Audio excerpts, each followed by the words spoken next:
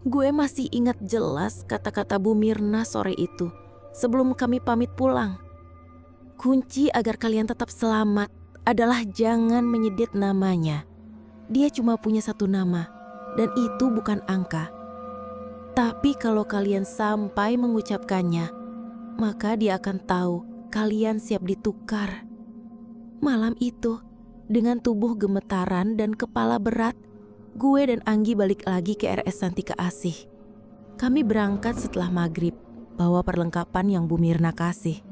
Kain putih kecil yang katanya udah didoakan, garam kasar, dan sejenis dupa kering yang harus dibakar di dalam ruangan target.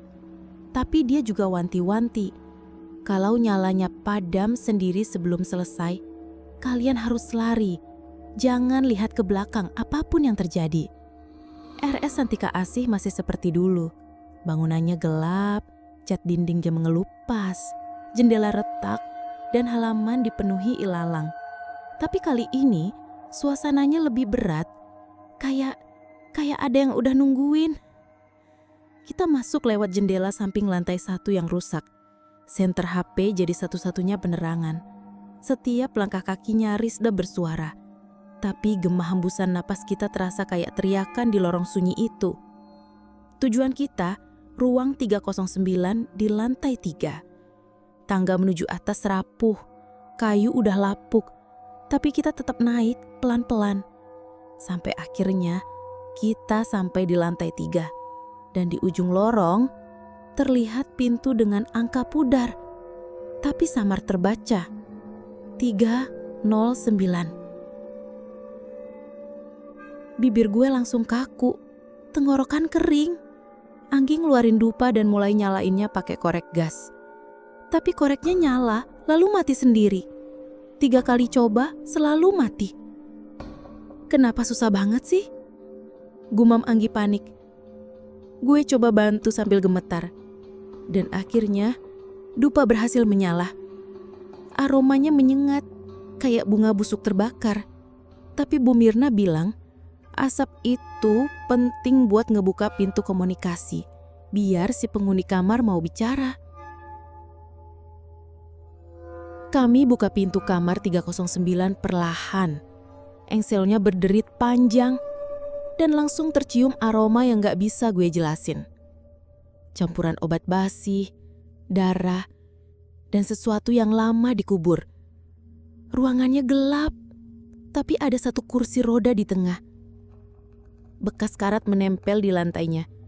Dan satu-satunya benda yang utuh adalah kaca besar yang menempel di dinding, menghadap lurus ke kursi roda. Anggi ngeluarin garam dan menabur sedikit di depan pintu.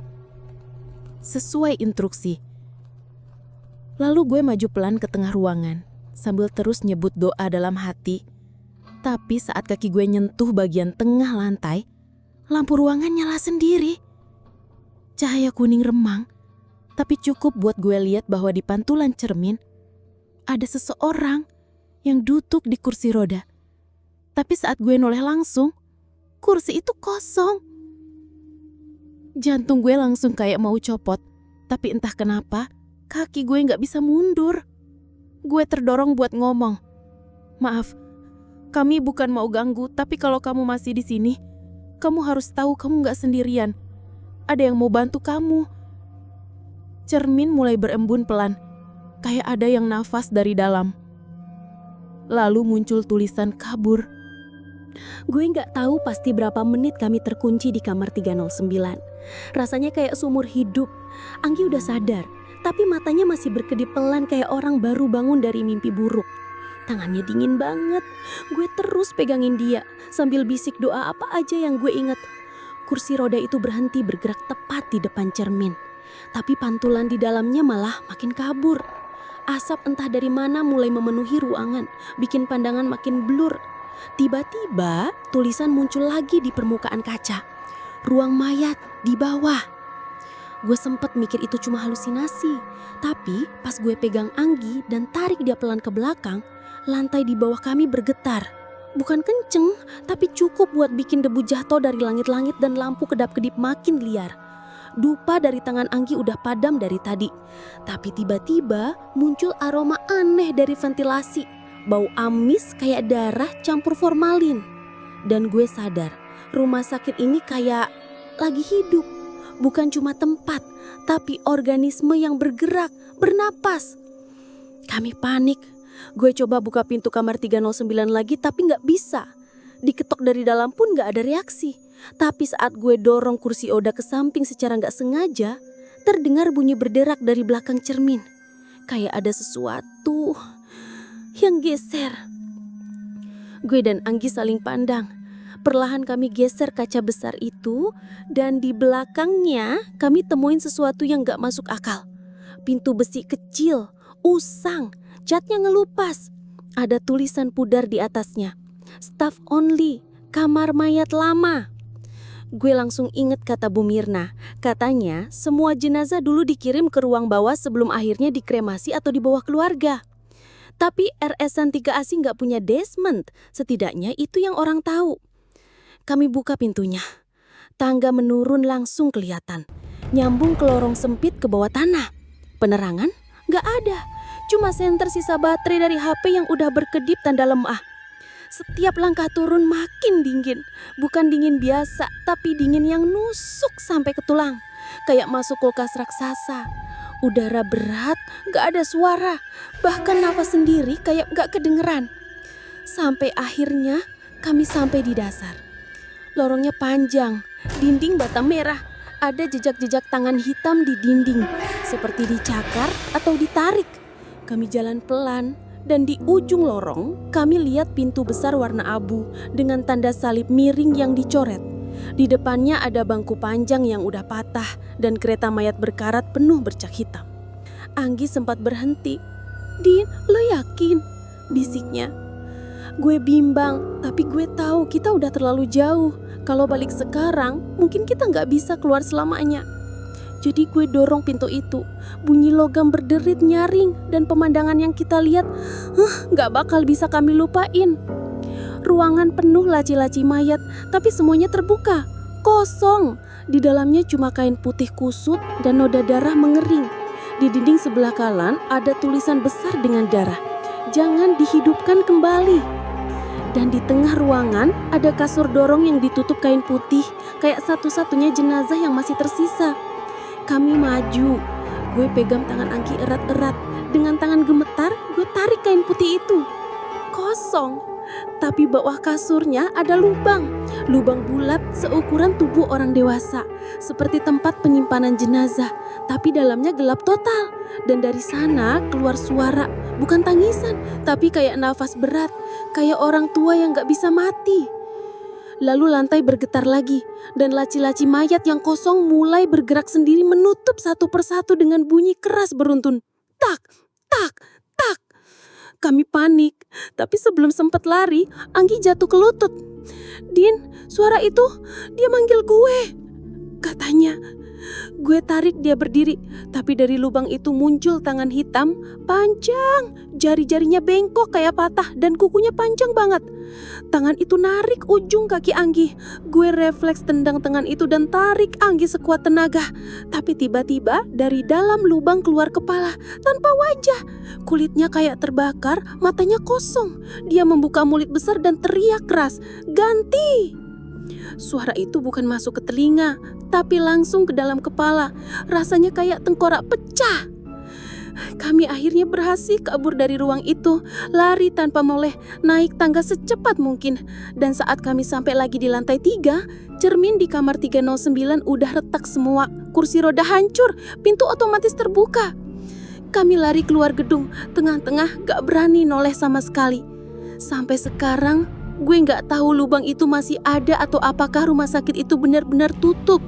Tapi yang gue yakin, ada sesuatu yang belum selesai. Karena sejak malam itu, Anggi gak pernah bisa tidur tanpa mimpi wajah-wajah mayat dari ruangan itu. Dan satu malam, dia bisik ke gue dalam tidur. "Kalau gue gak bangun besok, tolong jangan buka kamar, biar gue yang gantiin mereka." 3 hari setelah kejadian di ruang mayat itu, Anggi menghilang. Gue bangun pagi-pagi, biasa mau berangkat kerja. Tapi tempat tidur Anggi kosong. Pintu kos dikunci dari dalam. Semua barang dia masih lengkap. HP-nya, dompet, bahkan sandal jepit yang biasa dia pakai ke kamar mandi masih ada di depan pintu. Gue pikir dia lagi keluar beli sarapan atau ke warung. Tapi siang lewat, sore lewat, malam pun datang dan dia nggak balik.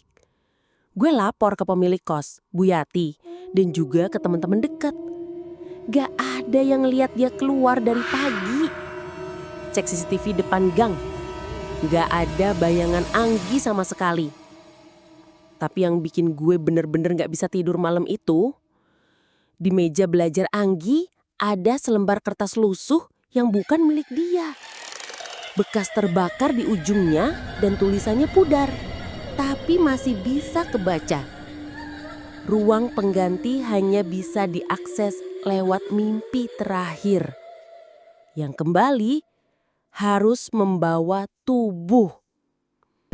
Gue gak ngerti artinya apa, tapi ada satu benda lagi yang bikin jantung gue serasa berhenti. Map berisi dokumen lamaran kerja Anggi, dan map itu ditandatangani oleh RS Santika Asih. Bahkan lengkap dengan stempel rumah sakit.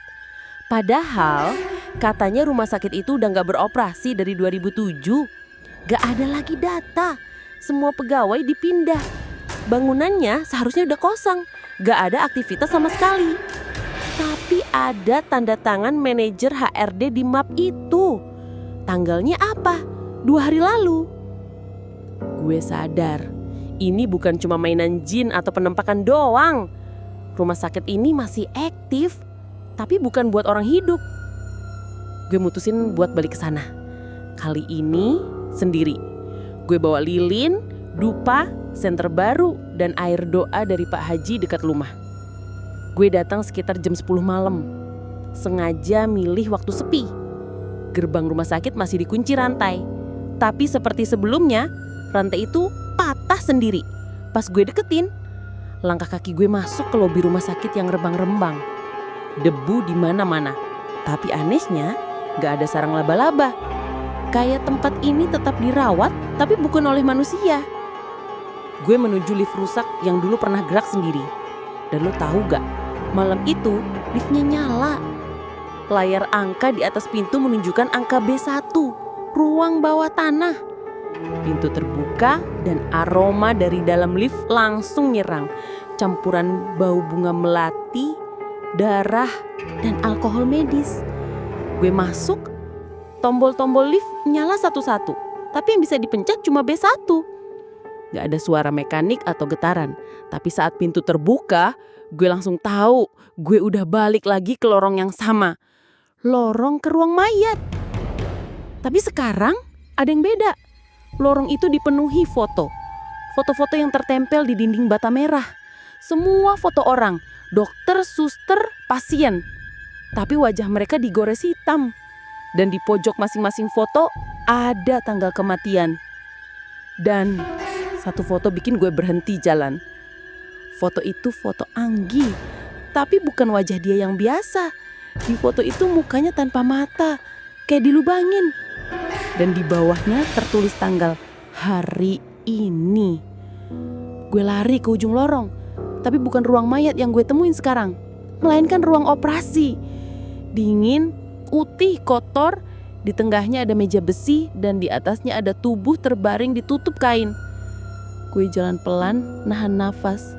Gue gak tahu kenapa tapi firasat gue bilang ini tubuh Anggi. Pas kainnya gue tarik, bener, itu Anggi. Tapi matanya melek, tangannya terikat, mulutnya terbuka tapi gak bisa bersuara.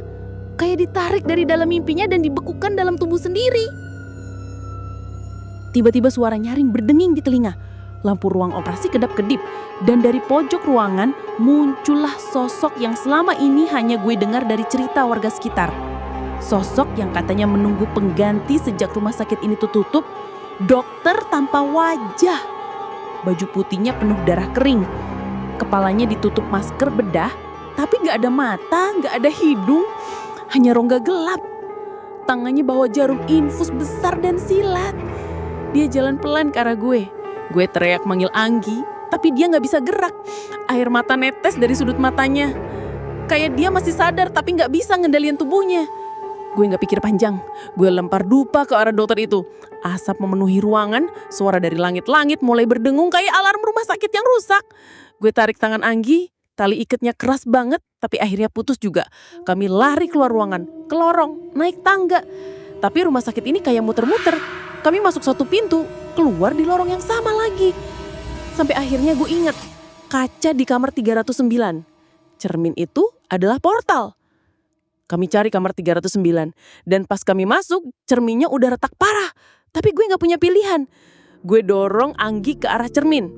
Gak terjadi apa-apa. Tapi pas gue baca doa di HP, tiba-tiba cermin itu menyala terang.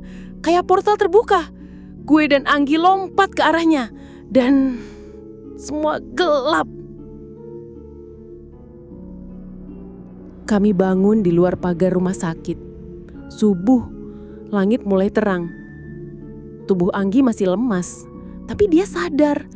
Nafasnya berat, tapi dia sempat bisik ke gue. Mereka belum selesai, tapi sekarang gue yang jaga pintunya. Gue gak ngerti artinya. Tapi sejak malam itu, Anggi berubah. Dia jarang bicara, gak pernah tidur lebih dari 2 jam. Dan setiap kali ada orang sebut nama Santika Asih, mata dia langsung berkaca-kaca. Beberapa minggu setelah kejadian malam itu, hidup kami gak pernah benar-benar kembali normal. Gue dan Anggi udah gak lagi tinggal di Garut.